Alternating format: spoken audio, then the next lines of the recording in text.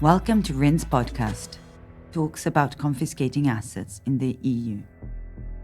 In this episode, we continue focusing on Italy and on the allocation and administration of seized and confiscated assets.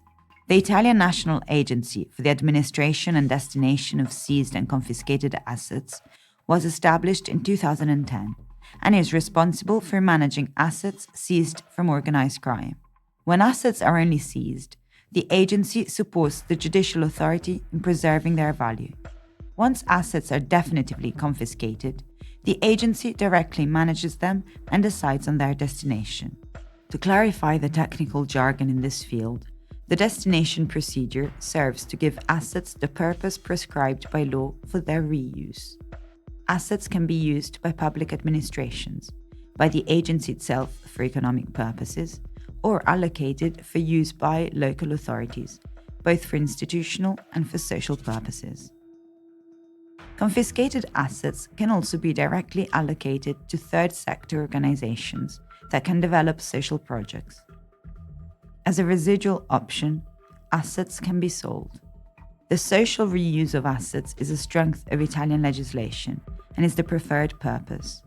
When an asset is entrusted to a third sector organization to pursue a social goal, there is a strict control over its use, preventing the asset from returning to the hands of its previous owner, to whom it was confiscated, a risk that is high when the asset is simply sold. Companies can also be seized and confiscated. Currently, approximately 3,100 companies in Italy are under the agency's management. Few of these are active in the market, only 130.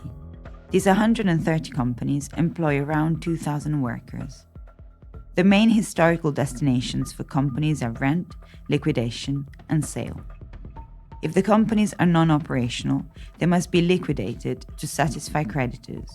If the companies still have market value, they're rented or sold through competitive procedures. It is crucial to prevent the company from being repurchased by the subjects to whom it was confiscated.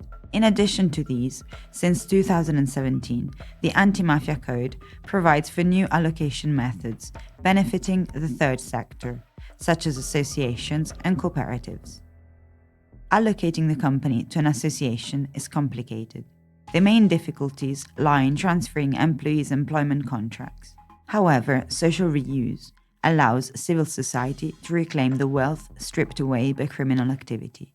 It is the initial step towards transforming social culture to bolster the state and combat criminal phenomena, particularly those deeply entrenched.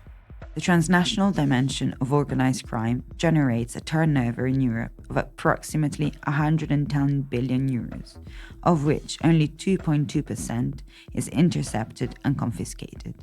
Confiscation represents a fundamental tool in the fight against organized crime.